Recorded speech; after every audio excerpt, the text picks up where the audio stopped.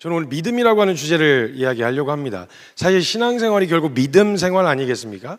근데 이 믿음이라는 주제가 되게 중요한 주제인데 상대적으로 우리가 이 믿음에 대한 내 지금의 믿음의 상태가 어떠한가에 대해서 잘 믿고 있는가, 나 지금 괜찮은가에 대해서 잘 점검하지 않은 채 나 열심히 하고 있으니까, 나 그래도 애를 쓰고 있으니까 괜찮은 것 같다 이렇게 대충 넘겨버린 경향이 좀 있어요. 그래서 제가 오늘 믿음에 대한 주제를 이야기를 할 텐데, 믿음이라고 하는 주제가 사실 말로 이렇게 당신의 믿음은 어떻습니까? 잘 믿고 있습니까? 라고 할 때 믿음이라고 하는 게 뭔지는 알겠는데 말로 풀어 설명하기가 좀 뭐한 거죠. 복음이 뭡니까? 라고 이야기할 때 뭐 느낌상 뭔가 알겠는데 말로 딱 잘라서 이렇게 이야기하기가 좀 어려운 거죠. 그걸 제가 속 시원하게 이렇게 말로 꺼내가지고 풀어서 설명을 해드릴 거예요. 그래서 한 중간쯤 가면 이렇게 이제 반응하실 수 있을 거거든요. 우리 안에서 일어나는 실제적인 반응입니다.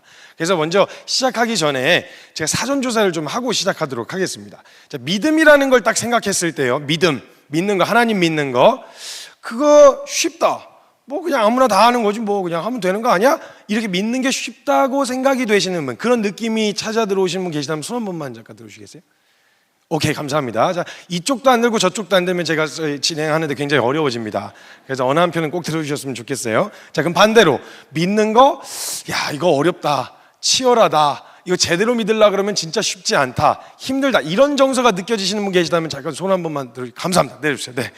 걱정하지 마세요. 어딜 가나 다 똑같은 반응입니다. 네, 믿는 게 어렵다, 치열하다, 이런 정서가 우리 안에 있어요. 근데 이게 굉장히 믿음에 대한 오해를 갖고 있어서 그런데요, 믿음에 대한 개념을 조금 풀어서 설명을 좀 해드리도록 하겠습니다. 믿음이라는 건요, 원래 굉장히 쉬운 겁니다.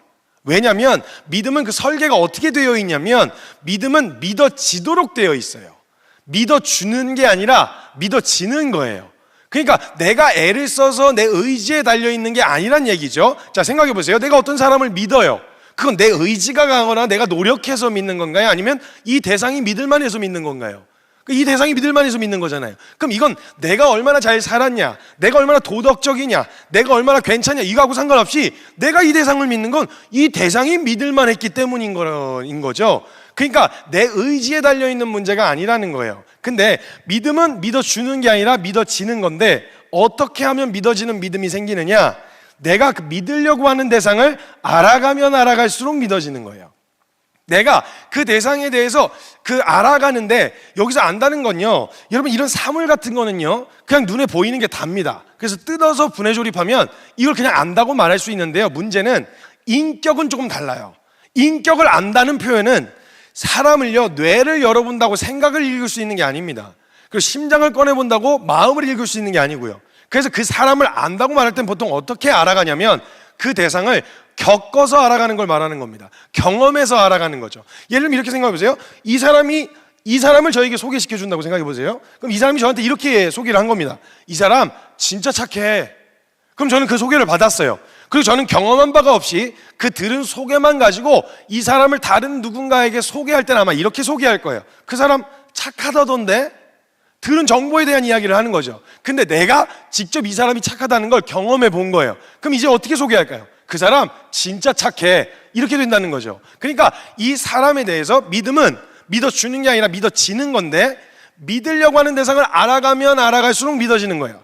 그런데 안다는 말이 그 대상에 관한 정보와 지식, 이걸 아는 것도 중요하지만 그 대상을 겪어서 아는 게 중요하다는 거예요. 경험하여 하는 거. 이렇게 알게 되어졌을 때야 비로소 사람과 사람, 즉 인격과 인격 사이에 신뢰라는 게 생기게 되어지는 거예요. 그래서 그 사람에 관한 정보만 가지고 믿음을 바랄 때는요, 말이 장황해져요.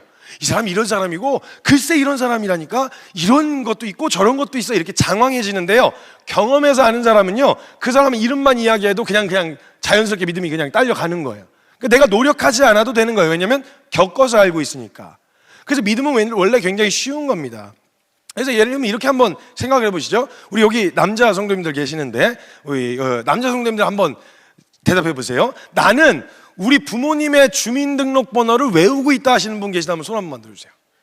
그렇죠. 네, 역시 소수예요. 네, 감사합니다. 내려주세요. 이래서 자식 새끼 키워봐야 소용없다는 말이 나오죠. 네. 자, 여러분 생각해 보세요. 부모님의 주민등록번호는요, 가장 기본적인 정보예요. 그렇죠? 근데 그 기본적인 정보를 모르고 있단 말이에요. 근데 그 상태로요, 동네 주민센터나 동사무소 가잖아요.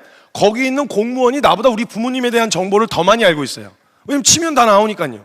어디서 태어나셨고 언제 어디로 이사 다니셨는지도 정보가 쭉 하면 다 나와요. 그럼 그렇다고 해서 그 공무원이 나보다 우리 부모님에 대하여 더 잘 안다고 말할 수 있을까요? 그럴 수는 없는 거예요. 왜냐면 난 그 정보는 모르지만 함께 살면서 겪어왔었던 경험이 있기 때문에 잘 안다고 말할 수 있는 거죠. 만약 그 공무원이 내가 너보다 너희 부모님 더 잘 알아 이러면 네가 뭘 알아? 약간 이런 마음이 드는 거예요. 왜냐면 난 살아서 알고 있으니까. 이런 거와 마찬가지라는 거죠. 안다라는 건. 여러분, 그러면 자매님들 한번 대답해 보시죠. 한밤중에 길을 가고 있는데 왜 모르는 사람이 칼을 들고 쫓아오기 시작합니다. 이 상황 무서워요, 안 무서워요? 무서워요. 이거 솔직히 남자도 무서워요, 그죠? 이거 되게 무서운 상황이에요. 근데 그 상황이 왜 무섭나요? 왜 무섭죠? 죽일까봐, 그 칼로 찌를까봐 무섭잖아요. 근데 여러분, 그냥 상황을 봤을 때요, 그 남자는 그냥 마트에서 칼을 사가지고 집으로 들어가는 길일 수도 있어요. 그런데 무서운 이유는 뭐예요? 그 사람이 그 칼로 나에게 무슨 짓을 할지 모르겠는 거예요. 그러니까 날 해할 수도 있다는 가능성을 배제할 수가 없는 거죠. 왜? 모르는 사람이니까. 모르는 사람이라서. 근데 여러분, 칼은요 도구입니다. 누구 손에 들려졌느냐에 따라서 전혀 다른 정서가 느껴진다는 거예요. 여러분, 같은 칼인데 이 사람이 들고 있으면 전혀 다른 정서가 느껴져요. 여러분, 여기 청년들이 대부분의 많은 청년들과 청소년들이 자기가 혼자서 알아서 이렇게 제 시간에 제까닥 잘 일어나지 않습니다. 아침에, 그죠? 그래서 알람 수십 개씩 맞춰놓고 지는 안 일어나고 옆에 사람 다 깨우는 애들 있잖아요. 그러면 이제 보통 부모님들께서 깨워주십니다. 근데 여러분, 진짜 웃긴 게 뭔지 아세요? 우리 대한민국 어머니들은요 재밌어요. 몇 시에 깨우든 상관없어요. 이미 늦었어요. 새벽 4시에 깨워도 늦었어. 일어나, 빨리 일어나. 얼른 일어나서 빨리 준비하고 얼른 일어나야지. 빨리 준비하고 또 해야 그 아침도 먹고 가고 좀 여유롭게 얼른 일어나 이러면서 이제 나가세요. 근데 지 혼자 못 일어나는 것들은요 한 방에는 절대 안 일어나요. 이건 불문율이에요. 안 일어나요. 그럼 이제 어머니들께서 여러 차례 깨우십니다. 여러 차례 깨우시다가 인내심의 한계 지점에 도달하시면 나오는 고정적인 멘트가 있습니다. 뭐냐면 좋은 말로 할 때 일어나. 근데 자기 혼자 못 일어나는 것들은요 좋은 말로는 절대 안 일어나요. 그럼 이제 어머니께서 이제 뚜껑이 열리십니다. 그럼 이제 아침마다 항상 레파토리가 똑같아요. 문을 빵 차고 들어오시는 거예요. 그래서 일어나! 꼭 신경질을 내라. 일어나! 그래서 이제 막 갑자기 막 헐크가 되시는 거죠. 아주 보통은 이제 그걸 알람 삼아 일어나요. 아, 마지노선이구나. 이제 일어나야 되겠다.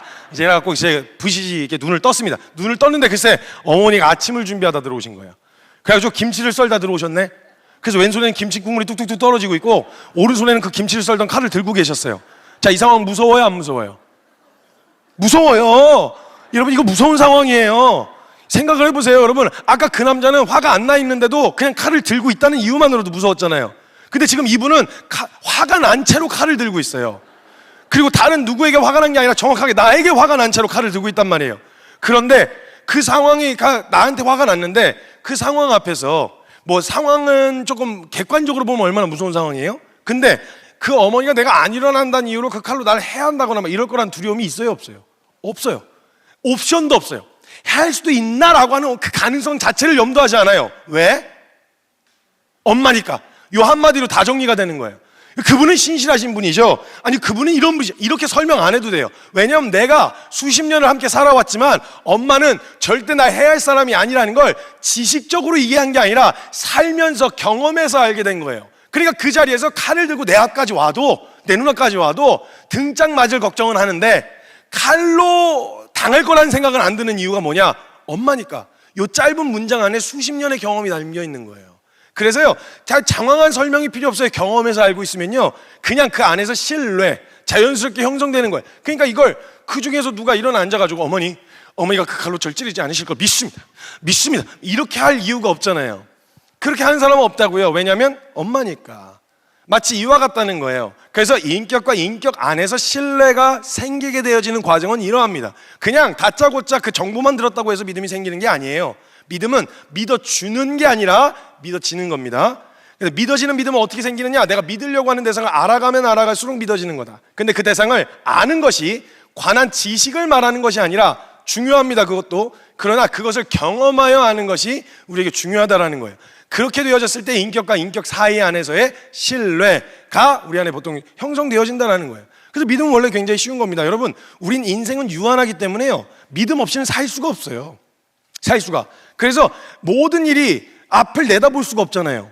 내 무슨 일이 벌어질지 모르잖아요. 근데 만약 모든 일이 가능성이 있다면요, 여러분 그 불안해서 못 살아요. 여러분 이거 무너지면 어떻게 해요? 무너질 수도 있는 거잖아요. 근데 이거 무너진다는 생각을 염두하고 살면요, 여기 못 앉아 있단 말입니다. 그러니까 암묵적으로 그냥 믿고 있어요. 그냥 안 무너지겠지. 그러니까 여기 편안하게 앉아서 여기서 말씀도 듣고 졸기도 하고 이렇게 할 수 있는 이유가 그런 암묵적인 믿음이 깔려 있어서 그렇단 말이죠. 근데 제가 방금 썼던 이 예화를요, 제가 포항에 가서 한번 쓴 적이 있었어요. 포항에 가서 썼는데 거기 그때 지진이 일어나기 전이었거든요. 근데 이제 제가 대학생들 새내기들 대상으로 세미나를 해달라 그래갖고 가게 됐어요. 갔는데 일주일 정도 앞뒀을 때 연락이 왔어요. 송 기사님, 거기 지금 세미나의 성격 자체가 그게 기독교 관련 모임이 아닙니다.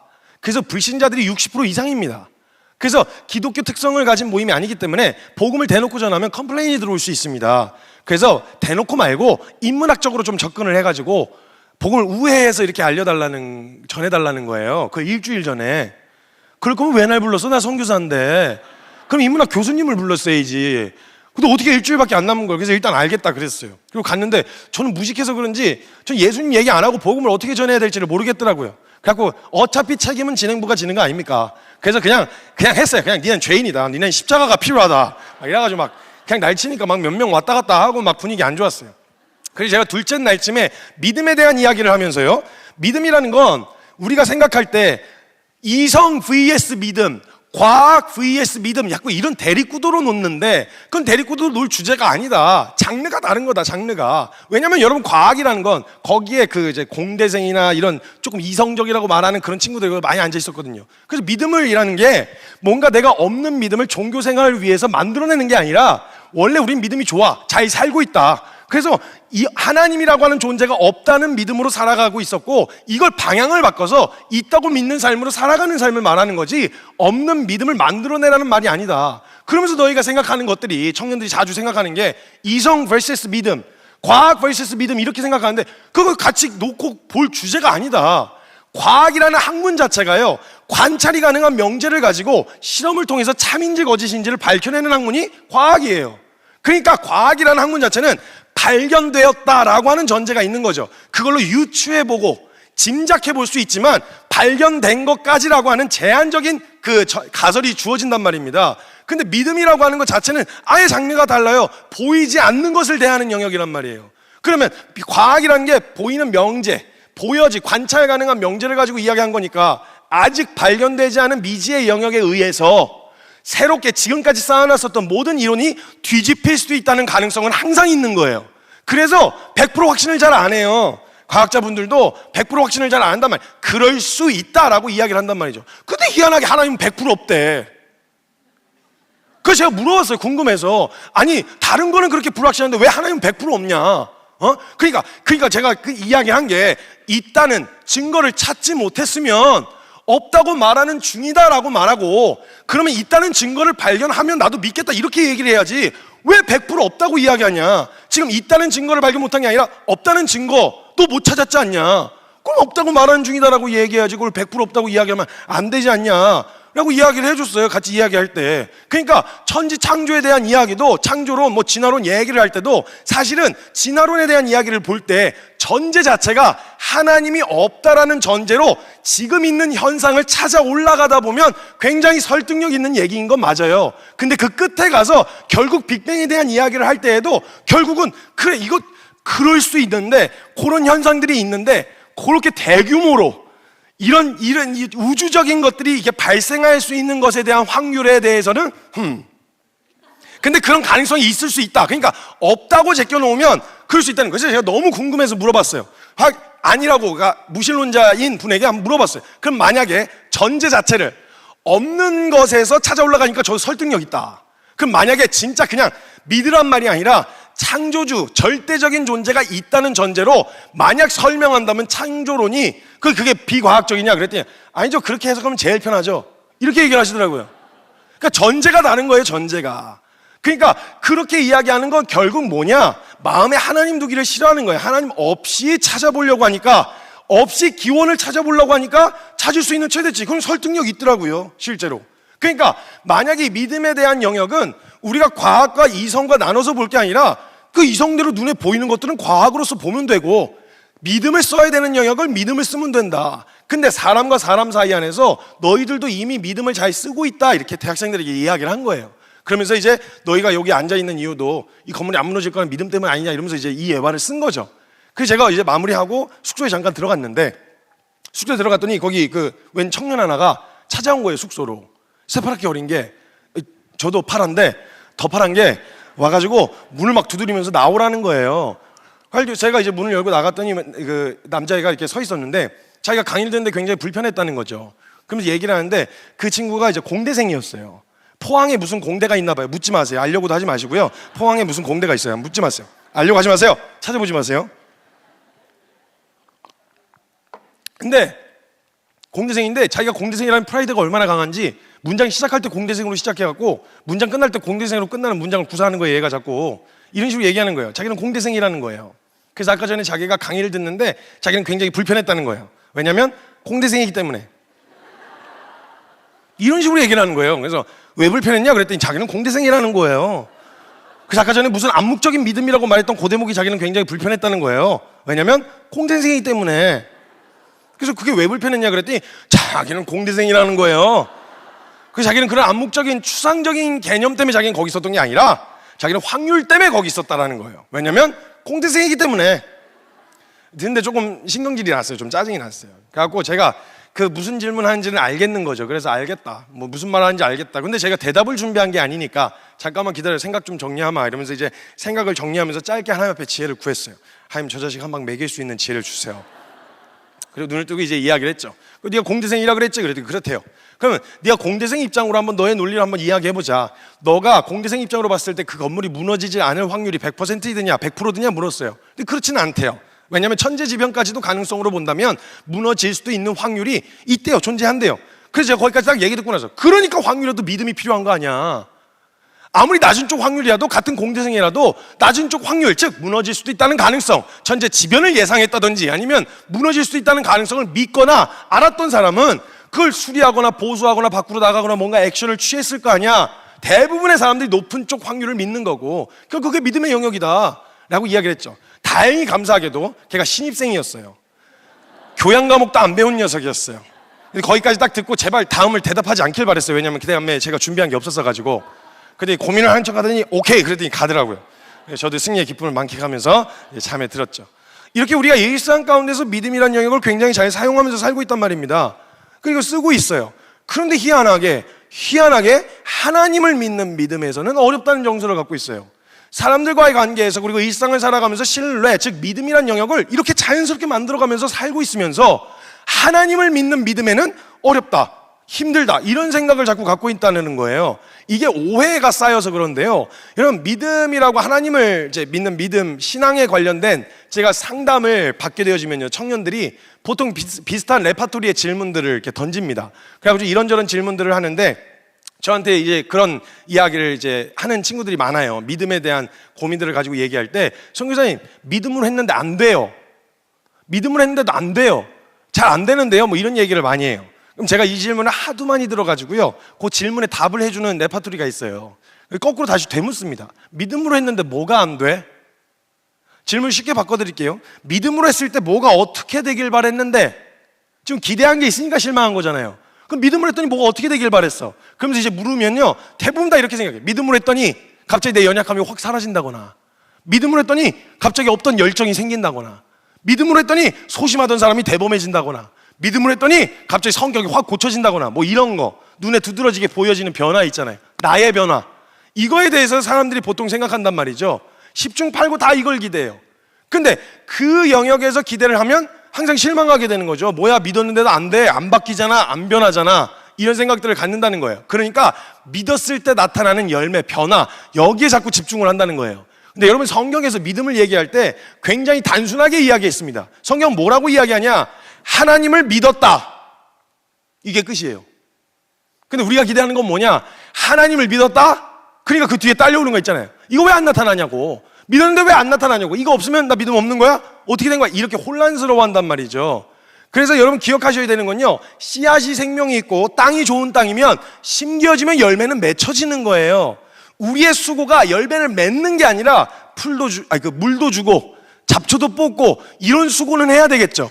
그러니까 말씀에 노출되고 들으러 가고 이런 것들은 해야겠지만 열매 맺는 건 내가 노력해서 애써서 되는 문제가 아니란 말이에요. 그래서 예수님도 뭐라 그랬어요? 요한복음 15장에 난 포도나무고 너희는 가지다. 내가 너희 안에 너희가 내 안에 있으면 그 사람은 과실을 많이 맺을 수밖에 없다. 그러니까 뭐에 집중해라? 나한테 붙어있는 거에 집중해라. 하나님과의 관계에 집중해야 되는데 신앙생활을 한다고 하면서 하나님과의 관계에는 안중도 없고 나 혼자 나를 갈고 닦는 신앙생활만 하는 거예요. 믿음이면 도덕적이어야 되잖아. 도덕적인 내가 돼야 돼. 그리고 교회에서 열심히 해야 되잖아. 열심히 하는 내가 돼야 돼. 잘못됐단 말이 아니에요. 근데 왜 도덕적으로 살려고 하는 거죠, 우리가 왜 이걸 열심히 하는데요? 그 이유가 있어야 되는데 그것 자체가 믿음인 것처럼 생각을 하게 되어진다는 거예요. 암묵적으로 깔려 있어요, 정서적으로. 여러분 교회에서 믿음 좋다 이렇게 생각할 만한 사람들이 한두 명씩 있잖아요. 그죠? 한두 명씩이 아니고 많죠. 여기 많을 거예요. 자, 그럼 그 믿음 좋다라고 생각하는 사람들의 특징들이 있단 말입니다. 그럼 보통 어떤 사람들 보고 믿음 좋다는 소리를 하는지 아니면 편하게 던져보실까요? 제가 먼저 한번 던져볼게요. 성경 많이 읽는 사람, 그렇죠? 또 던져보시죠. 봉사 많이 하는 사람, 맞아요. 또 기도 많이 하는 사람, 기도 크고 길게, 그죠? 또 교회 열심히 나오는 사람, 주일 성수, 금요 철야, 수요 예배, 새벽 기도까지 나오면 그냥 금상첨화죠. 옛날 우리 선배님들이 새벽 기도하는 남자 만나라 그랬었거든요. 신앙이 우리 선배님들이. 또 신앙에 중요한 척도들이 있죠. 뭐가 있죠? 네? 헌금 나와서 아주 중요한 거예요. 헌금 아주 중요한 거예요.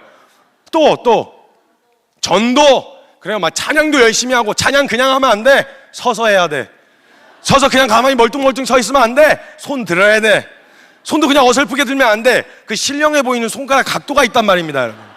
약간 검지손가락 뒤로 살짝 빠져가지고 이렇게 손이 저절로 올라갔나? 이런 생각이 들 정도로 이렇게 자연스럽게 올라간 그런 거 있잖아요. 그런 거. 여러분 생각해 보세요. 이런 모든 지금 이야기한 조건들을 어떤 한 사람이 가지고 있었다 치죠. 자, 그 사람 보면 와, 믿음 좋다 이런 생각 드시겠죠? 동의가 되시죠? 자, 오케이. 그럼 그 기준으로 우리 성경에서 믿음 좋은 사람 찾아봅시다. 방금 이야기한 그 기준으로 성경에서 믿음 좋은 사람 찾으면 어떤 사람들이 등장할까요? 바리새인. 잘 아시네요. 바리새인. 여러분 근데 바리새인 하면 느낌이 어떠세요? 이미지가 약간 좀 부정적이시죠? 그러시면 안 돼요. 저와 여러분이 바리새인을 부정적으로 생각하시면 안 돼요. 왜냐면 죄송합니다, 감히 저와 여러분들 따위가 함부로 판단하실 수 있는 분들이 아니세요. 그분들은. 왜냐면요, 그 시대에서 바리새인이라면요, 그때 당시에 뭐 법이 제대로 제정돼 있어요? 뭐가 있어요? 없었죠. 부족이면 족장의 말이 법이고 나라면 왕의 말이 법이었어요. 기준이고 나발이고 아무것도 없었는데 그때 당시에 유대인들, 이스라엘 백성은요, 굉장히 구체적이고 디테일한 하나님의 공의의 법, 공의가 기준이, 사회 규범이 돼가지고 그거 지키면서 살고 있었어요. 그래서 굉장히 그 시대에도 디테일하고요, 굉장히 형평성 있는 법들이 있었어요. 그리고 그러다 보니까 유대인들은요, 이방인들 완전히 야만인 취급했어요. 저런 걸 먹어? 그래서 먹지 말라, 그때 당시에 먹지 말라, 뭐 먹어라, 이렇게 먹어도 된다, 이 얘기들은요 대부분 위생하고 관련이 많이 있었던 영역들이었어요. 그러니까 그 영역 안에서 그렇게 짜임새 있는 그 철저한 법규들을 가지고 있었던 이스라엘 백성 중에서 바리새인이라면 제1선에서 그걸 지키던 사람, 그러니까 그때 당시에 시대적으로도 인간 중에서 최상급 인간들이었어요. 도덕적이고 깨끗하고 깔끔한 사람들. 근데 이 사람들이요, 진짜 열심은요, 노력은요, 예수님도 인정하셨어요. 마태복음 5장 20절에 보면 너희들의 의의가 저 서기관과 바리새인들 같지 않으면 하나님 나라에 들어갈 수가 없다 그러셨거든요.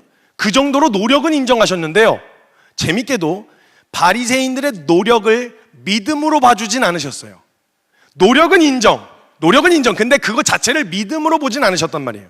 자, 그러면 복잡하게 뭐 설명할 거 없이 거두절미하고 우리의 믿음은 하나님께 인정받아야 되겠죠? 그럼 하나님이 직접 믿음 있다고 하신 거면 누가 사람들이 뭐라고 하든 믿음 있는 거 아니겠어요? 그럼 성경에서 예수님이 직접 믿음 있다고 한 사람들만 찾아서 보여드릴게요. 그럼 이해가 좀 빠르실 거예요. 제가 5케이스만 소개하겠습니다. 제가 소개한 이 인물들이 저와 여러분이 아까 이야기했었던 그 기준과 잘 맞는지 한번 보세요. 첫 번째는 바디메오라는 사람입니다. 눈먼 소경이었던 바디메오. 자, 이 사람은 우리가 아까 이야기했었던 믿음의 기준으로 봤을 땐 믿음의 사람이에요? 아니에요? 아니에요. 근데 예수님은 내 믿음이 너를 구원하였다 이렇게 말씀하셨어요. 자, 두 번째입니다. 그 12년 동안 혈루증을 앓았던 여인 기억나시죠? 예수님 옷자락이라도 만지면 나을 것 같아. 그 여인은 그 우리가 생각했었던 기준으로 봤을 때 믿음의 사람이에요? 아니에요? 아니에요. 근데 예수님이 여자여 내 믿음이 너를 구원하였다 그러셨어요.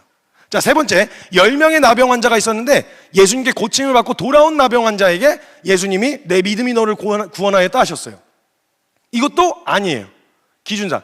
또 나머지 2명은요, 성경에서요, 예수님이 믿음을 극찬하셨어요. 그냥 믿음이 구원하였다 정도가 아니라, 야, 내 믿음이 크도다 이러면서 막 칭찬을 있는 대로 해주셨던 분이에요. 성경에 딱 2사람이 등장하는데 그 2사람의 특징이 뭐냐? 둘 다 이방인이었어요. 유대인이 아니고 둘 다 이방인. 첫 번째 인물은요, 수로보니게 여인이라고도 하고 가나안 여인이라고도 기록되어 있는 한 여인이 있어요. 딸이 귀신에 들려서 예수님을 찾아옵니다. 찾아와서 도와주세요 그랬더니 예수님 못 들은 척을 하시는 거예요. 그래서 제자들이 듣다가 좀 도와주세요 좀. 성경에 보면 놓아주소서 이렇게 부탁을 해요, 제자들이. 그래서 그 말 듣고 기껏 가셔서 하신다는 말씀이 내가 자녀에게 줄 떡을 개에게 던지는 게 마땅치 않다 이러시는 거예요. 이 사람 보고 개라고. 그게 유대인들이 딱 이방인 대하던 태도였거든요. 그럼 그거 들었으면 기분 나빠 갈 만도 한데 이 여인이 거기까지 듣고 재밌는 반응을 보여요. 이렇게 얘기하는 거예요. 예수님 맞아요. 저 개예요. 성경에는 주여 올소이다마는 이렇게 적혀 있어요. 그래서요, 제가 받을 자격이 없다는 걸 너무 잘 알아요.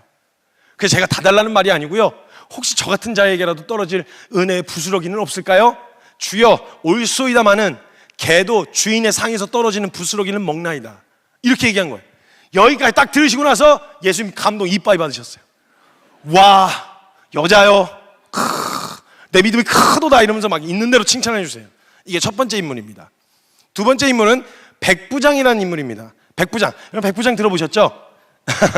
여러분 이게 백부장이 그 성이 백이고 이름이 부장이라는 게 아닙니다. 제가 이걸 왜 이야기할까요? 그렇게 알고 있던 사람을 만나서 그렇게 얘기를 하는 거겠죠? 여러분 지금 많이 당황하신 분들 얼굴 표정 관리 잘하세요. 백부장은 직책이었습니다. 100명의 부하를 거느릴 수 있었던 통솔하던 직책이었어요. 1000명은 천부장. 근데 이 백부장이 하인이 병이 들어 예수님을 찾아갑니다. 찾아가서 예수님 도와주세요 그랬더니 예수님 이번에 흔쾌히 가시겠대요. 근데 이때 백부장이요, 성경 잘 몰랐어요. 그냥 자기가 사회생활하면서 터득한 대로 그냥 얘기를 한 거예요. 왜냐면 자기가 섬기던 왕, 즉 황제는요, 말만 하면 되더라고요. 그러니까 야 저기 건물 하나 있었으면 좋겠다 하니까 뚝딱뚝 하고 건물을 줘. 그리고 야 이거 여기 이 땅 이거 우리 땅 하자 이렇게 하면 군인들이 막 목숨 걸고 와서 찾아와. 왕은 말만 하면 되는구나. 그래서 예수님을 그냥 진짜 왕처럼 대한 거예요. 왕이래 그랬으니까. 그래서 가신다니요? 무슨 말씀이세요? 아니 나도 누군가의 종이고 저도 누군가의 하인이지만 주인이 종들아 가라면 가고 오라면 옵니다. 말씀만 하옵소서 그리하면 낫겠나이다 이런 거예요. 이야, 이거 뭐 성경적 근거로 얘기한 게 아니라 그냥 사회생활하면서. 그래서 여러분 우리가 주님을요 직장 상사만큼만 실제로 대했으면요 우리의 삶은 벌써 뒤집어졌어요. 벌써 진짜게.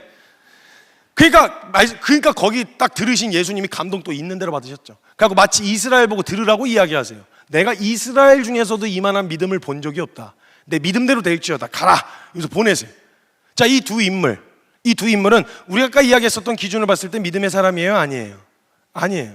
네, 여러분 여기 지금 5케이스를 보여드렸는데요. 이 5케이스는요 이게 믿음에 대한 영역을 이걸 하는 게 믿음, 저걸 하지 않는 게 믿음, 이런 방법에 대한 이야기를 하신 게 아니고요, 원리를 가르쳐 주신 거예요. 원리, 믿음의 원리요. 자, 보여드릴게요. 이 5케이스의 공통적인 특징이 뭐냐? 이 사람들은요 자신들의 힘으로서는 벗어날 수 없는 어떤 한계 앞에 서 있던 사람들이었어요. 그렇죠? 그리고 이 사람들은 예수님을 찾아오기 전에 자신들의 힘으로서 해볼 수 있는 모든 걸 다 해봤던 사람들이었어요. 병원도 가보고 약도 먹어보고 의사도 만나봤어요. 근데 안 된다는 거예요. 그래서 예수님 찾아올 때에는 이 사람들 마음이 어떤 마음이었냐? 예수님이 여러 가지 가능성 중에 한 분이 아니라 예수님이 이 문제로부터 벗어나게 해주실 수 있는 유일하고도 마지막 소망이었어요. 그렇게 해서 나와 엎어진 태도를 보시고 예수님 말씀하시길, 야 내가 그걸 해결해 줄 거라는 믿음으로 온 거잖아. 그 믿음이 너를 구원하였다라고 말씀하신다는 거예요. 자, 이건 그럼 오늘날 우리에게 어떻게 적용되는지 보세요. 저와 여러분은요 싫든 좋든 원든 원치 않든 상관없이 한 가지 문제를 가지고 태어났습니다. 뭐냐? 죄인이라는 거예요. 여러분 이 죄인이라는 사실에 대해서 어떻게 죄인이 되었는가에 대한 설명은 시간 관계상 못할 것 같고요, 지금 현재 은혜가 없으면 내가 어떻게 살게 되어지는, 얼마나 죄인인지를 제가 잠깐 보여드릴게요. 잠깐 실감나게 보여드리겠습니다. 제가 어떤 청년이 와가지고 저한테 이러는 거예요. 성교사님, 로마서 5장 20절에 보니까 죄가 더한 곳에 은혜가 넘쳤다는 말이 있습니다. 그래서 그렇다 그랬어요. 그 말인 즉슨 내가 죄인인 걸 알아가면 알아갈수록 그런 죄인에게 주신 하나님의 은혜가 더 크게 다가온다 이 말 아닙니까? 그렇다 그랬어요. 그래서 저한테 보더니 그럼 죄인인 거 어떻게 알 수 있나요? 내가 죄인이라는 걸 어떻게 알 수 있나요? 이러더라고요. 이게 모태신앙이었는데 저한테 그렇게 얘기하는 거예요. 궁금하냐? 그랬더니 궁금하대요. 오래 걸리지도 않아. 한 이틀이면 되는데 해볼래? 그랬더니 해보겠대요. 너 지금 펜하고 종이가 가져와 그랬어요. 그래서 펜하고 종이를 가져왔어요. 그리고 넌 지금부터 너 머릿속에 쓱 스치고 지나갔던 생각, 누굴 보면서 했던 생각들, 하고 싶었던 마음, 감정들을 그대로 적어라. 토시 하나 빼놓지 말고 그대로 적어라. 그러니까 민망해서 누가 보면 어떡하지 이런 생각 그거 적어라. 그랬어요. 해보겠냐고 물었어요. 그랬더니 재밌겠대요. 해보겠대요. 그래서 해라 그랬어요. 그리고 나서 하루가 지났는데 얘가 얼굴이 썩었더라고요. 그래가지고 제가 뭐 잘 보고 있냐 그랬더니 갑자기 제 귓속말로 오더니 성쌤 전 쓰레기입니다 그러더라고요. 그래서 마저 해라, 마저 이틀 마저 채워라 그래갖고 그 녀석 덕분에 같이 훈련받고 있었던 애들이 같이 그 시간을 가졌어요. 근데 너무 재밌는 반응이 일어나는데요. 애들이 그 노트를 적고 났는데 어떤 이상한 반응이 나오냐면 이 노트를 두고 어딜 못 가요. 그래서 화장실 갈 때도 들고 가고요, 샤워실 갈 때도 들고 가고, 그러니까 계속 들고 다니고, 잘 때도 베개 밑에다 껴놓고 자고 이러는 거예요. 그래서 그 노트 이름이 데스노트가 됐어요. 데스노트. 근데 어찌됐건 그렇게 쓰고 나서 이튿날이 됐을 때 다 모이라 그랬어요. 모여 앉았어요. 모여 앉아가지고 이야기를 이제 모여서 봤냐 그랬더니 죄인인 거 봤냐 그랬더니 자기들은 죄인이라는 거예요. 자기는 막 재활용도 안 되는 쓰레기라는 거예요. 뭐 일반 쓰레기, 재활용 쓰레기 있는데 자기는 그냥 뭐 폐기 처리할 수밖에 없는 자기 그런 쓰레기라는 거예요. 제 은혜, 내가 죄인인 거 너무 잘 알겠다는 거예요. 그래가지고 이제 다들 그런 분위기가 돼서 은혜롭게 끝낼 수 있었는데 제 스타일상 또 그렇게 끝내는 게 잘 안 됩니다. 제가 하면 또 집요하게 파는 성격이라 제가 또 그렇게 안 되죠. 그래서 처음에 저한테 질문했던 녀석 있잖아요. 그 녀석을 이렇게 세웠어요. 너 여기서 발표해라 그랬어요. 잠깐. 자, 여러분 여기서 지금 뭔가 리액션이 어머 어떻게 그런지 나쁜 이런 마음이 든다고 생각하시는 분들 잘 생각해 보세요. 지금 걔가 누군지 아세요? 모르시죠? 그 녀석 노트에 뭐가 적혀 있는 줄 아세요? 모르시죠? 근데 만약에 나라도 내 생각을 노트에다 적으면 뭐가 적혀 있을지 짐작하시는 거죠 지금. 이게 저와 여러분 안에 있는 죄의 가능성인데요, 요건 아직 열매로 드러나지 않아서 사람들은 이걸 죄로 취급하지 않습니다. 근데 여러분 이건요, 상황과 조건만 만나면 정확하게 열매 맺습니다. 이건 시간 문제예요. 여러분 초위에, 생일 초위에 있는 촛불은요 너무 예뻐요. 그래서 애기들이 서로 끌라고 막 가고요, 콧구멍 큰 아저씨가 가까이 가면 금방 꺼집니다. 근데 그 불 위에 있는 그 불의 속성은요, 지금 LA 다 태우고 있는 산불의 속성하고 1도 다르지 않아요. 그래서 그 촛불을 갖다가 휘발유통에 갖다 붙이면 붙을 수도 있고 안 붙을 수도 있는 게 아니라 무조건 붙어요. 그럼 초가 예쁘니까 불도 예쁘게 붙을까요? 퐁! 뭐 이렇게? 아니죠. 휘발유가 준비된 만큼 붙겠죠. 만약 저와 여러분이 가지고 있었던 그 가능성이 상황과 조건만 딱 맞아 떨어지잖아요. 그러면 내가 생각했던 가장 잔인하고 가장 잔혹하고 가장 나쁜 놈, 그런 인간이 되지 말란 법이 없는 거예요, 저와 여러분에게. 그래서 하나님의 공의는 사람들을 살인한 살인만 죄로 보시는 게 아니라 살인이나 그걸 가능하게 하는 원동력인 분노나 똑같은 살인으로 보시는 거예요. 간음이나 그걸 가능하게 하는 음욕이나 똑같은 간음으로 보시는 거예요. 만약에 하나님의 공의의 기준이 이러하다라고 했을 때 이 기준에 나는 괜찮다, 저는 괜찮은데요? 하나님의 기준이 이렇다면, 왜냐면 하나님은 마음과 생각을 감찰하시는 분이잖아요. 저와 여러분의 만약 생각을 블루투스 연결해서 지금 이 스피커로 때리면 여기 앉아 계실 수 있는 분 계세요? 없어요. 이게 저와 여러분이라고요. 저와 여러분이 하고 싶은 대로 마음의 원함과 감정과 욕구 그대로 분출하게 내버려 두면 무슨 일이 일어나는지 역사가 증명했잖아요. 그래서 인간들 원하는 대로 냅뒀더니 그 욕구를 그대로 분출했더니 자멸하겠구나 이거.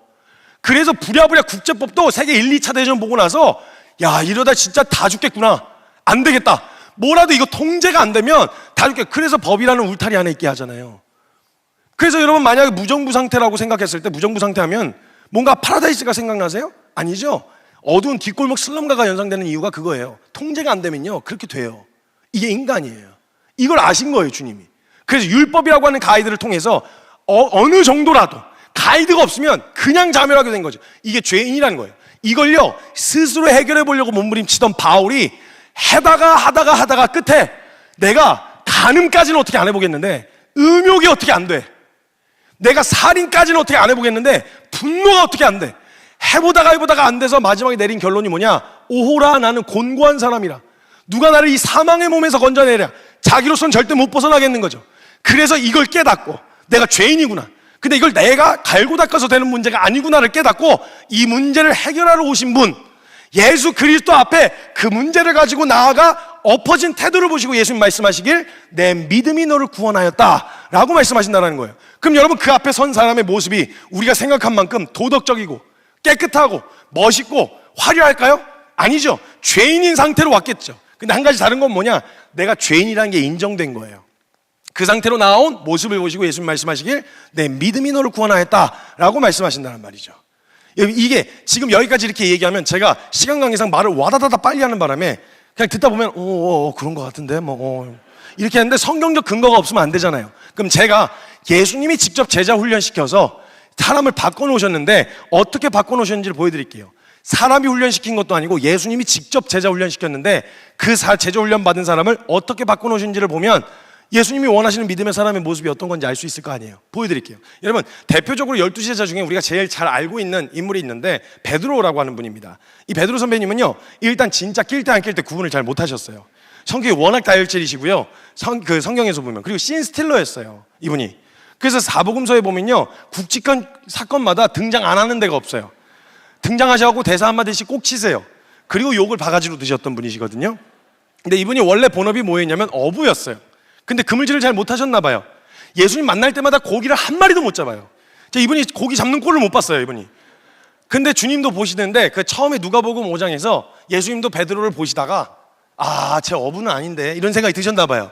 그래서 야, 너 그냥 사람 낚아라 이래가지고 그 이제 사람 낚는 어부로 부르시기로 하셨어요. 누가복음 5장에 보면요, 너 얘들아 고기 많이 잡았냐 이렇게 물어보세요. 근데 배를 타고 있었던 베드로가 뭐 자랑이라고 아니요, 한 마리도 못 잡았는데요 그래요. 그럼 너 그물 한번 오른편에다 던져봐 그러셨어요. 던졌는데 고기가 잔뜩 잡힌 거예요. 이때 그때 베드로가요, 예수님이 뭐 그리스도라거나 메시아라거나 이런 거 몰랐어요. 그냥 범상치 않으신 분이구나 여기까지만 알았죠. 근데 거기까지만 알고도 보였던 첫 번째 반응이 뭐였냐면, 주여 나는 죄인이로소이다 날 떠나소서 그래요. 이 말은 이게 대비 효과거든요. 그러니까 뭔가 이렇게 범상치 않은 분 앞에 서기엔 내가 너무 초라한 거예요. 떠나달라고 얘기한 거죠. 예수님이 그냥 따라오라 그러세요. 그래서 그때부터 따라다니면서 사고를 엄청 칩니다. 사고를. 그래서 한번 몇 가지만 소개해드릴게요. 시간 관계상. 베드로가요, 그 예수님이요, 변화산에서 거룩하게 나타나신 적이 있었어요. 엘리야하고 모세 불러다 놓고 얘기하셨거든요. 죽은 사람 소환해서.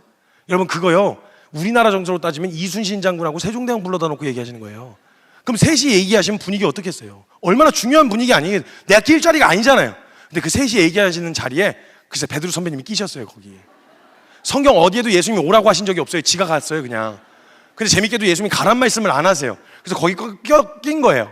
그래서 거기 이렇게 멀뚱멀뚱 서 있었는데 이제 뭐 인사를 해야 될 거 아니에요, 베드로가. 그래서 엘리야 막 얘기 많이 들었어요. 모세 막 홍해 막 얘기 많이 들었어요. 그래서 인사를 나눴는데 그 다음에 문제는 할 말이 없는 거예요. 그래서 그 다음에 베드로가요, 그때부터 아무 말 대잔치를 시전합니다. 성경에 아무 말 대잔치라고 적혀 있어요. 갑자기 뜬금없이 제가 여기다 집 세 채를 짓겠습니다 여러분 이러는 거예요. 갑자기 공약을 발표하는 거예요. 이분 원래 본업이 어부였어요. 집 지을 줄 몰라요. 그냥 막 던진 거예요, 분위기상. 하나는 예수를 위하여, 하나는 모세를 위하여, 하나는 엘리야를 위하여. 이 분위기가 수습이 안 되는 거예요. 그 성경을 쓰던 저자가 사건이라서 쓰긴 썼는데 이걸 도대체 어떻게 매듭을 줘야 될지를 모르겠는 거예요. 그래서 고민을 하다가 에이씨 모르겠다고 성경을 덮어요. 그래서 사건이 거기서 끝나요. 수습이 안 된 채로. 근데 그렇게 끝내면 성경을 처음부터 다시 써야 되잖아요. 옛날에는 두루마리에다 썼으니까. 그래서 이렇게는 안 되겠다 해가지고 접속사처럼 다음 걸로 이어가야 되니까 접속사처럼 한 구절을 적었는데 뭐라고 적었는지 아세요? 베드로가 지가 한 말이 무슨 말인지 지도 몰랐더라 이렇게 적어요. 성경에 적혀 있어요. 그냥 아무 말 대잔치였다 이 말이에요. 그리고 나서 막 사고를 치는데 여러분, 다 패스하고, 시간에서 다 패스하고, 예수님이 그 발 씻겨 주신 사건 알죠? 여러분, 이거 유명한 사건이잖아요. 그리고 우리가 요즘 같은 시기에는요, 퍼포먼스로 그냥 이렇게 좀 할 만한데요, 그때 당시엔 문화 충격이었어요. 그 예수님이 발을 씻겨 주시는데 글쎄 제자들이 막 당황해서 어쩔 줄 모르겠는 거야. 아니요 막 이러는데 발 내놔라 해서 막 씻고 있는데 제자들이 막 간지럽기도 하고 막 어쩔 줄 모르겠고 해서 막 이러면서 이제 있었는데 그 가운데 베드로가 신발을 안 벗고 버티고 서 있는 거예요. 하고 예수님이 베드로 차례가 돼서 발 내놔라 그랬더니 안 된다는 거예요. 예수님이 어떻게 내 앞에서 무릎을 꿇고 발을 씻기는데 그 발을 그렇게 내밀 수 있냐고. 나는 그런 거 못하겠다고. 내가 가진 게 의리밖에 없는데 내 앞에서 그런 얘기하고 그러면 나 속상해. 예수님 무릎 꿇고 있는 거 보면 속상이 나. 굉장히 속상하다고. 내가 씻겨드리겠다고 막 이런 거죠. 버틴 거예요. 아니, 얘가 중간에서 이러면 앞에 씻은 애들이 뭐가 됩니까? 죽일 놈 되잖아요. 그래가지고 제자들이 막 이러고 있었는데 막 하니까 막 흥분을 해가지고 막 이러니까 그 예수님도 설득을 하다가 말을 안 듣는 거예요. 짜증이 나셨어요, 예수님도. 그래서 너 이거 안 씻으면 너 나랑 상관없는 거요. 이러셨단 말이에요. 아니, 그거 안 씻었다고 상관없겠어요? 짜증이 나신 거예요, 예수님도. 너 이거 안 씻으면 상관없는 거요? 이렇게 얘기를 하셨어요. 그럼 조용히 발만 내밀면 되잖아요. 이분 중간이란 거 되게 싫어하셨어요. 뭐 아니면 도예요. 갑자기 이거 안 씻으면 상관없는 거예요? 이렇게 갑자기 저쪽으로 가더니 옷을 다 벗기 시작하셨어요. 다 씻겨달라고. 근데 또 뒤에 기다리는 애들이 얼마나 혼란스러워요. 뭐야, 우리부터 벗는 거야? 뭐야. 사고 많이 치셨어요. 그러다가 이제 주님이 다 씻었으니까 발만 씻으면 된다고 이제 막 욕을 있는 대로 먹었죠 또. 그러다가 대형 사고를 한번 치셨는데 언제였냐면 그 예수님이 죽기 전날이었어요. 돌아가시기 전날.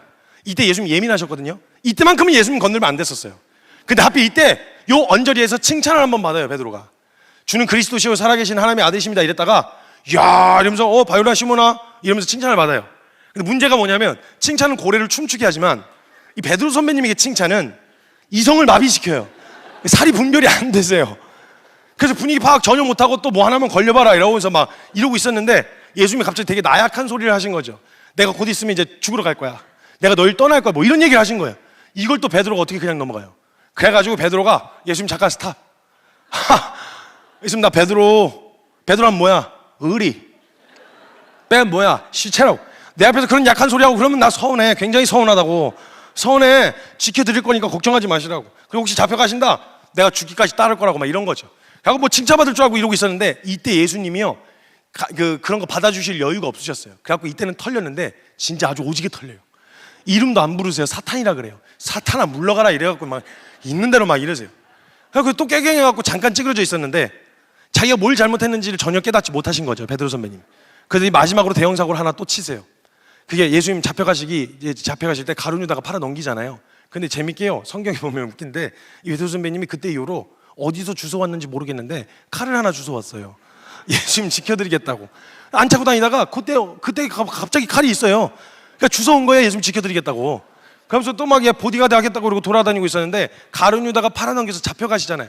잡아가지 말라고 칼을 잡았고 휘둘렀는데 이 양반이 칼을 써본 적이 있어야지. 그리고 제대로 치지도 못해갖고 말고라고 하는 종 귀를 잘못 때려갖고 귀가 뚝 떨어졌어요. 그냥 그 정도로 휘둘렀다는 건 진짜 죽일 생각하고 휘둔 거거든요. 근데 말고 종이 뚝 떨어졌어요. 예수님 잡아가지 마! 하고 휘둘렀는데 그럼 귀를 잘못 쳤으니까 그 다음에 뭘 해야 되잖아요. 다시 찌르든지 아니 뭘 해야 되잖아요. 근데 찔러놓고 자기도 당황한 거예요. 예수님 잡아가지 마!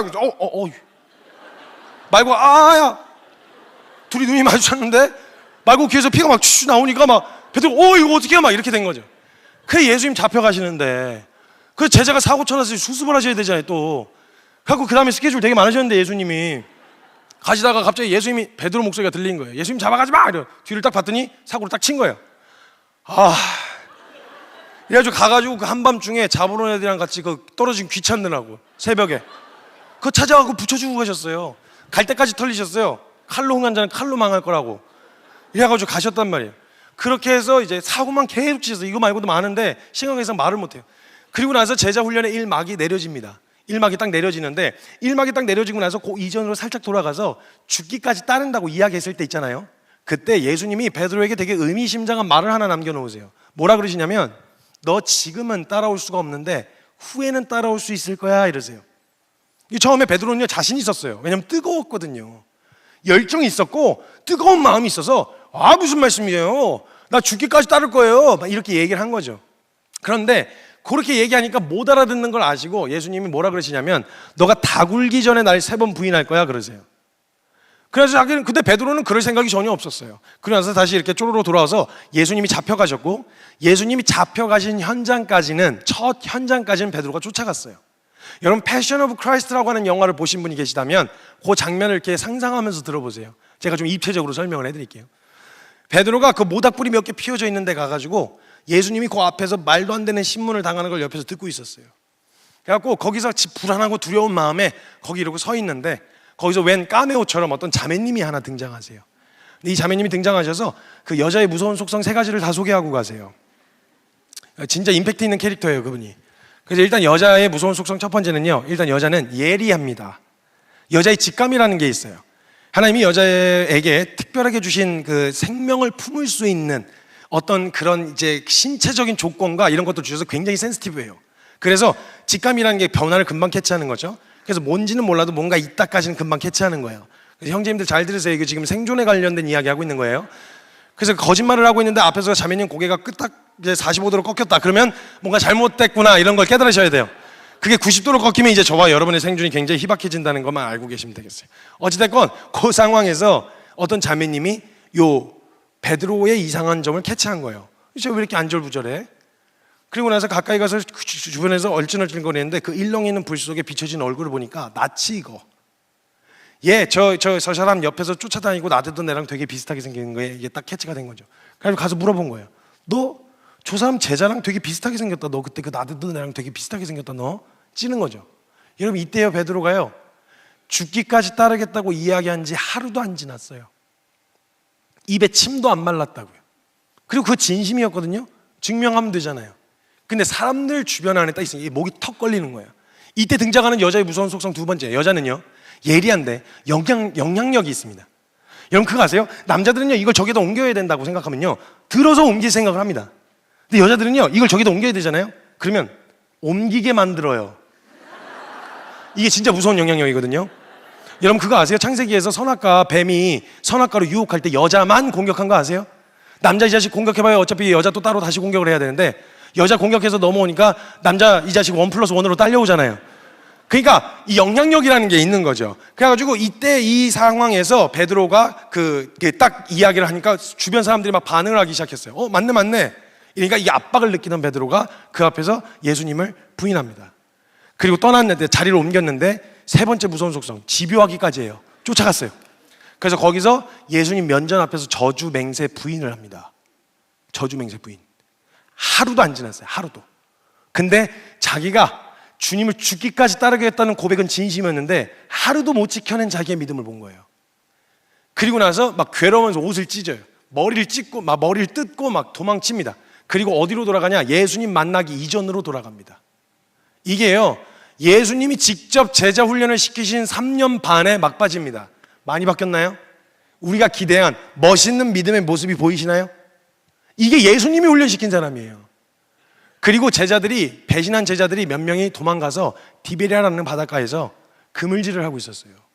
요한은 나중에 뒤늦게 합류했고요. 근데 거기서 예수님이 부활하셨다는 소식은 들었는데 양심상 차마 갈 수가 없어서 못 다가가고 있는 예수님 앞에 나아가지 못하는 그들을 위해서 해변가까지 오세요. 그리고 거기다 떡과 고기를 구워놓고 계시거든요. 근데 그때 예수님이 예수님 정말 탁월한 연출가이신데요. 예수님이 그때 우리에게 보여주시려고 그러시는 건지 베드로 처음 부르실 때의 장면을 똑같이 연출하세요. 누가복음 5장의 장면을 똑같이 멘트도 똑같아요. 그래서 한참 기다리시다가 새벽녘쯤에 베드로에게 물으세요. 얘들아 고기 많이 잡았니? 그때 아니나 다를까 아니요 한 마리도 못 잡았습니다 이렇게 대답을 해요. 너 그럼 금을 한번 오른편에 던져봐. 던졌더니 잔뜩 잡힌 거예요. 이때 요한이 먼저 알았어요. 예수님인 걸. 근데 요한이 옆에서 보고 있었거든요. 베드로가 얼마나 괴로워하고 있는지. 그래서 베드로에게 알려줘요.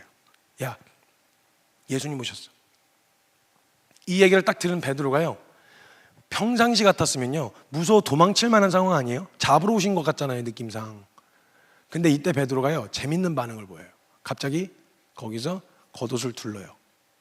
그리고 물로 풍덩 뛰어듭니다. 그리고는 예수님이 계신 해변가로 휘적 걸어가요. 여러분 3년 반 만에 베드로가 뭐가 달라졌는지가 보이시나요? 누가복음 5장에서 베드로가 처음 예수님 만났을 때 뭐라 그랬죠? 주여 나는 죄인이로소이다 나를 떠나소서.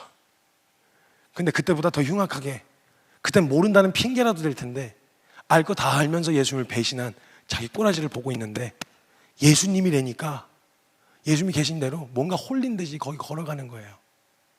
그리고 그 해변가 앞에 섰는데 거기서 여러분 예수님이요 떡과 고기를 굽고 계셨거든요. 근데 그 떡과 고기 누가 묵상을 나누고 같이 이야기를 나누는데 예수님이 거기서 치킨을 굽지 않아 주셔서 감사하다는 거예요. 뭔 소린가 싶으시죠? 저도 뭔 소린가 했어요. 그 상황을 풀어서 설명을 해주시는데 예수님이 통닭을 꽂아놓고 이렇게 굽고 계시는데 베드로가 온 거죠. 그래서 베드로 온 거 보고 야 왔냐? 잠깐만 기다려, 이거 거진다 익었어. 이러면서 통닭 한참 구우시다가 거진다 익었을 때쯤에 하시더니, 야 너 이거 기억나냐? 너 이거 나 팔아먹을 때 울던 닭이야. 생각나서? 아니야, 부활해갖고 오는데 아직도 울고 있더라고. 내가 직접 손질한 거 먹어. 근데 제가 진짜 듣고요, 진심으로 빵 터졌어요. 제가 사람들을 웃겨는 봐도요, 제가 빵 터져서 웃은 적 별로 없거든요. 제 손에 꽂거든요. 그 묵상을 딱 듣는데 진심으로 빵 터졌어요. 이야, 막 그 어디서 배울 수 있는 겁니까? 그런 성경적 해석의 관점으로 볼 수 있는 거 어디서 진짜 막 감탄이 나갖고 빵 터져서 웃었거든요, 지금처럼. 근데 그분이 그걸 나눠주시더니 빵 터져서 우시는 거예요, 갑자기. 엉엉. 분위기 어떻게 할 거야? 나 막 웃고 있는데 막 울어. 근데 그분이 막 꺼이꺼이 우시면서 뭐라 그러시냐면요, 베드로가 물로 풍덩 뛰어들어갖고 예수님한테 걸어올 때요, 남이 옆에서 얘기해 주지 않아도 지 양심이 소리를 질렀을 거라는 거예요. 야, 네 같은 놈이? 야, 네가 지금 그 꼬라지를 하고 예수님한테 간다고? 네 양심 있냐 진짜? 야, 차라리 그냥 모른다 그러든지, 애시당초 지키지도 못할 약속 뱉지라도 말든지, 지 앞에서 나가가지고 예수 죽기까지 따르겠다고 다 뱉어놓고 하루도 못 지키고 예수 면전 앞에서 저주맹세 부인한 네가 가서 다시 예수님 앞에 선다고? 네가 사람이냐? 네 양심이 있어? 이걸 남이 얘기해 주지 않아도 지 양심이 소리를 질렀을 거라는 거예요. 자기도 알겠는데 근데 서고 싶은 거예요, 예수님. 마지막이라도 한 번이라도. 그래서 그 앞에 해변가에 가서 예수님 앞에 섰는데, 그 예수님이 그렇게 나온 베드로에게 단 한 번도 너 그때 왜 나 팔아먹었냐라고 이전에 저질렀었던 그 수치스러운 과거를 들춰서 캐묻질 않으셨다는 거예요. 그 지키는 굽지 않으셔서 감사하다고, 자기에게 그러셨다고 막 펑펑 우시는 거예요. 그렇게 나온 베드로에게 예수님이 딱 하나 물어보셨어요. 이렇게, 요한 아들 시몬아, 너 나 사랑하냐? 여러분, 저는 이 질문이요, 제일 잔인한 질문이었어요, 저에게는. 왜냐면 제가 이 질문 앞에 서게 됐었거든요. 여러분, 혹시 이런 딜레마에 빠져본 적 있으세요?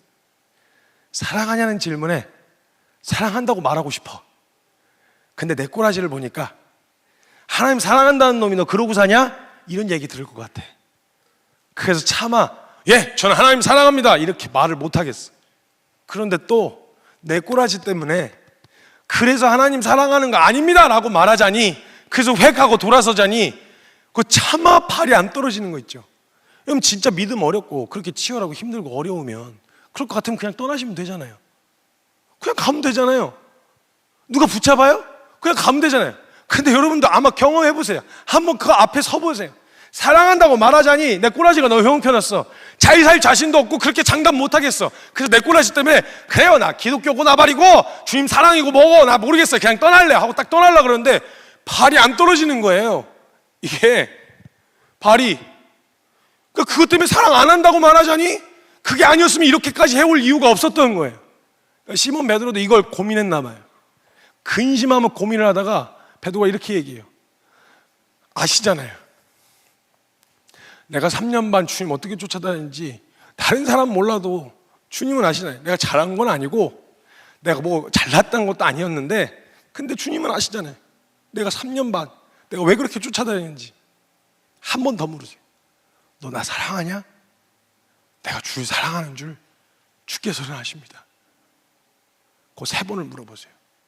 그런데 그 3번의 이야기를 들으신 예수님이 됐다, 너 준비 다 됐다 그러시는 거예요. 성경에 준비 다 됐다는 말이 이렇게 적혀 있어요. 내 양을 치라, 내 양을 먹이라. 사도의 직분 감당할 준비가 됐다는 말이에요. 그럼 뭐가 준비가 됐나요? 우리가 생각한 그런 멋있는 모습, 나이스한 모습이 보이시나요? 아니에요. 주님이 예전에 그 얘기 하셨죠. 너 지금은 따라올 수 없는데 후에는 따라올 수 있을 거라고. 사랑하는 베드로야, 너가 너의 노력으로, 너의 최선으로 이 길 끝까지 못 가. 너의 의지로 간 길은 계집종 추궁 몇 마디에 예수님 3번이나 팔아먹은 거기까지밖에 못 가. 근데 이 길을 끝까지 가게 하는 유일한 힘은 은혜, 받을 자격이 없는 자에게 거저 주신 하나님의 은혜, 선물. 그 은혜, 너가 지식적으로는 알고 있었겠지만 너가 진짜 받을 자격이 없는 자가 돼서 그 은혜를 받아보니까 그 은혜를 경험했어? 그럼 됐어. 그 은혜가 너를 끝까지 가게 할 거야. 자, 여러분 기억하세요. 저와 여러분이 받은 은혜는 내가 지키는 게 아니고요, 그 은혜가 저와 여러분을 지키시는 거예요. 내가 말씀을 붙들고 내가 주님을 붙드는 게 아니고요, 주님이 나를 붙드시는 거예요. 그 은혜 경험한 베드로가요, 곧바로 다시 주님을 따라가기 시작합니다. 바로 직후에 곧바로. 그리고 사도행전이 펼쳐져요. 그리고 그 이후에 안 넘어졌냐? 넘어졌어요. 수도 없이 넘어졌어요. 근데 그냥 그의 삶 가운데서 방향을 바꾸지 않아요. 넘어져도요, 주님 쪽 보고 엎어지는 거예요. 하나님, 제가 일어날 힘이 지금은 없어서 좀 앉아있는데요, 저 다시 일어나면요 다시 그쪽으로 걸을 거예요. 걱정하지 마세요. 그리고 끝까지 주님을 따라가요. 만약 여러분 이게 믿음의 사람이라면 선택받은 몇몇의 사람만 갈 수 있는 길이 아니라 오늘 지금 저와 여러분의 상태가 어떠하든지 상관없이 다시 그 주님 믿는 믿음으로 그 걸음을 시작하실 수 있다 이 말입니다. 오늘 그 은혜의 초대 앞에 다시 함께 서실 수 있었으면 좋겠습니다. 잃어버렸던 우리의 감격, 구원의 감격 다시 회복되어지는 시간이 되셨으면 좋겠어요. 이 시간 잠깐 같이 좀 기도했으면 좋겠는데요,